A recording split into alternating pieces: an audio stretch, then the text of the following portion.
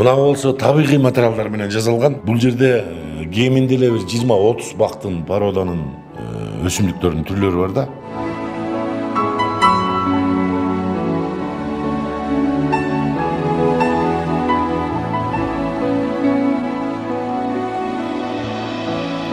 Ушул кабинет биздин жумушчу кабинет. Атайын балдарга ийрим иштерине ушул сүрөт, көркөм өнөр боюнча мындай рекреациялык залды жеңил конструкция менен тосуп алып эле анан балдарды ийрим иштерине катыштыралы деп экспонаттарыбызды, балдардын өзүбүздүн иштерибизди коюп анан балдарга үйрөтөбүз да. Өзүм негизинен Ысык көл областында Каракол шаарындагы мурунку Ысык көл Касым Тыныстанов атындагы Ысык көл мамлекеттик университетинин ушул көркөм графикалык факультетин аяктагам. Кесибим боюнча сүрөтчү эмес, сүрөт мугалими да. Сүрөт чийүү анан эмгек мугалими деп айтылчу ал кезде. Чыгармачыл адамдардын көбүнчө эргүүсү жазда ойгонот эмес менен бош убакыт кала алганда ушул көбүнчө живопись жагынан ушул табигатты тартканга кызыгам да көбүнчөсү. Анан графика деле жазам, скульптура деле үйрөтөбүз балдарга. Негизинен ушул сүрөт тартуунун ыкмаларын, мыйзамдарын үйрөтөбүз да. Мисалы жана физика сабагында Омдун закону деген сыяктуу эле сүрөттүн да мыйзамдары бар да. Анан негизгиси балдарга багыт берип негизги түшүнүктөрдү беребиз. Бийик тоолуу жерлерде бир үйлөрдү салуу, өсүү, өнүгүү жөнүндө бир илком келген, идеялар келген, ойлор. Орустар айтат го, баягы идея дороже, чем воплощение деп. Баягы идеянын ишке ашкандан да өзү алуу дегендей ушул бир чыгармачылык эргүү келген, ошол бош убактарда ошол сүрөт жазып атканбыз. Негизинен кызыккан балдар абдан көп, бирок бул сүрөтчүлүктү көпчүлүктөр мындай оңой сабак катары эсептешет да. Анан биринчи кыйынчылыкка келгенде эле кызыгуулары тарай баштайт да, көп кызыкпай баштайт. Ошон үчүн негизинен бар кызыккан балдар абдан көп. Биз сүрөтчү кылбайбыз, баягы сүрөтчүлүк өнөрүн ачып, балдарга өнөр көргөзүп, андан ары багыт беребиз да. Анан кызыккан балдар албетте көп. Балдардын баары эле телефондо оюндар, анан көчөдө көбүрөөк базып калды да. Анан ушул бир кылмыштуулуктан алыстатуу максатында, экинчиден ушул бир өнөр үйрөтүү максатында, үчүнчүдөн ушул идиректүү балдарды андан ары бир түрткү берүү максатында. Анан көбүнчө ушул социалдык жактан аз камсыз болгон балдарды тартканга аракет кылабыз да. Спортко деле мындай бир ийрим иштерине деп. Эң башкысы ушул балдарга шарт түзүп бериш керек да. Көпчүлүк жерлерде, региондордо билбем, ушул шарт түзүп берип анан балдарга түрткү берсек жакшы болот эле деген ойдо эле иштеп атабыз, Кудай буйрса. Конкурстарга деле катышып жүрөм. Студент кезде биздин ошол дипломдук иштердин Москва шаарындагы жана Старый Арбат деген чоң проспектиси бар. Ошолду жаш сүрөтчүлөрдүн көргөзмөсүнө кетип, андан ары эми ал кезде биз өзүбүздүн иштерибизге өзүбүз ээ боло алчу эмеспиз. Анан кийин угуп калдык, Европага башка автордун аты менен кетип калган деген. Анан негизинен мен өзүм графикадан зашта кылгам да, коргогом дипломдук ишимди. Бирок бизди окутканда живописти, кол өнөрчүлүктү, жанагы табигый материалдар менен иштөө, темирчилик, жыгаччылык, айкелчилик баарын эле үйрөткөн.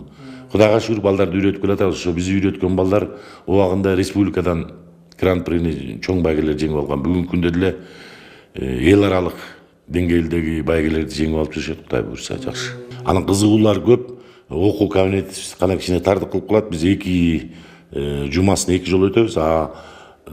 Дагы бир агайыбыз бар, Ырысбек агайыбыз экөөбүз. Балдар көптүгүнөн батпай калат, кызыккандар абдан көп.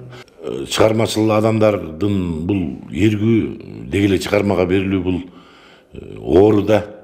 Мүнүшкөрдүн өзүнчө түйшүгү бар, сайыпкердин өзүнчө түйшүгү бар, оймондун өзүнчө түйшүгү бар, кийишчиники өзүнчө дегендей. Анан биздики деле ушул жаз келгенде ушул эргүүң ачылат да. Көлөмдүү иштерге сүрөт, айрым сүрөттөр бар, айлап жылдап да бүтпөй калат. Айрым сүрөттөр бар, бат эле бүтүп калат да. Чыгармачылыкка берилип бир жаңыдан ушул сүрөттү баштайм деп иштеп баштаганда бир зарыл жумуштар чыгып калат, туруп калат да. Анан кайра эргүүңө келип аны баштагычакты дагы убакыт өтүп кетет. Негизи буга атайын убакыт бөлүш керек. Бул чыгармачылыкты эле багыш керек балада элечи.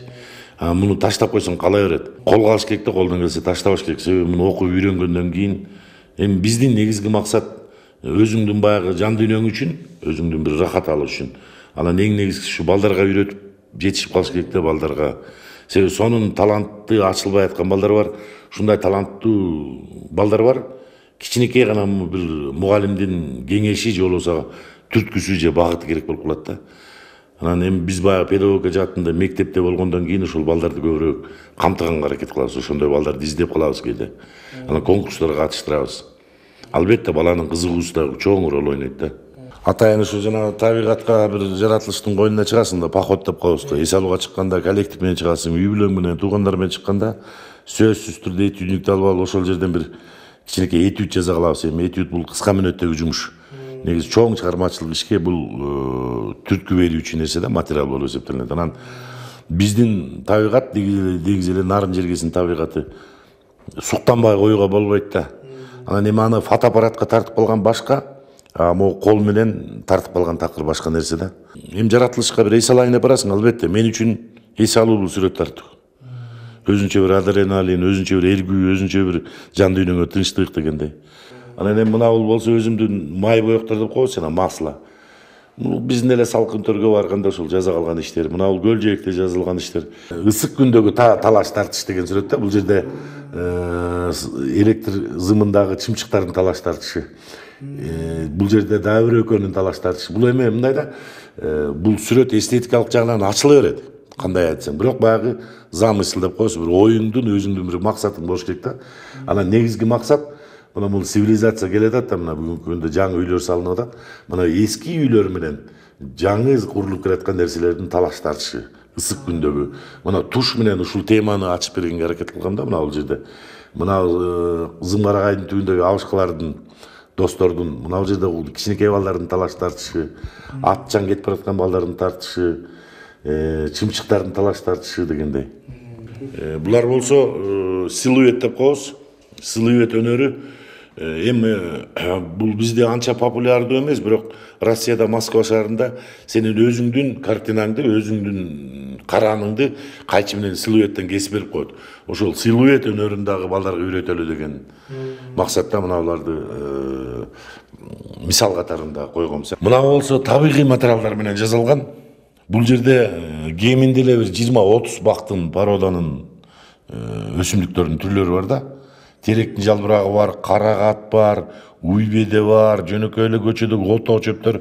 Бул жерде могу чачтары керек болсо бака жалбырактын жанагы өзөгүндөгү материалдар да. Мына терек кайыңдын бүчүрлөрү бар, малинанын жалбырактары, карабактын жанагы жазында бүрдөп каша деп коебуз, ошолору. Анан мунун түсүн тандап, анан композиция келип курап, анан ошол ар кайсы түстөрдүн негизинде анан чыкканда бул эми табигый материалдар менен иштөө. Бул жерде атайын деле издебейсиң, бирок көзүңө жакшы көрүнгөн керектүүлөрүн алып келип гербарий кылып жыйнап алып, туура катырып алып, анан кыштын күнү отуруп алып иштей берсең, бу да бир балдарды кызыктыра турган нерсе да. Буз күз элеси, эми күзүңдөгү баарды бышып турган нерсе да. Анан ушу күздүн элесин могу аял затынын портрети аркылуу берейин деген бешке гүл чач, улуттук кийим, шөкөлөсүн ушул табигый материалдар менен берели деген максатта ойдо берилген да. Портрет жанры негизи эле татаал жанр да. Пейзажга караганда портрет жанры. Анан жалбырактардан портретти чыгарып, ошол өзүңдүн оюңдагыдай, анан мунун мүнөзүн табыш дагы абдан оор да. Бирок чыгармачылык эргүү болсо жасаса болот. Бул бери жагы эле мындай работалар көп эле, 10 жыл, 15-20 жыл деп. Бирок баягы табигый материалдар бар өңүн жоготпой койбойт. Ошон үчүн могу кеч күзгө чейин жалбырак катып, өңүнө келип токтогон маалда, эми жашыл бойдон чаптап койсоң ал жашыл бойдон турбайт.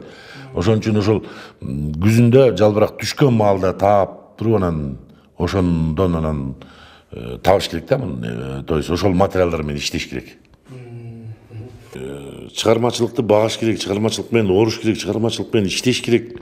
Ошонун аркасына түшүш керек. Сүрөт сабагы мындай эле оңой карап койгон болбойт. Эми азыр Кудайга шүгүрдөчү, бир нерсе керек болсо компьютердин, интернеттин заманы, керектүү нерсени алып аласың. Нукура, натурадан тартып, жаратылыштын өзүнөн тартыш өтө татаал нерсе. Бирок эми колдон келсе балдарды ошого үйрөткөнгө аракет кылабыз биз.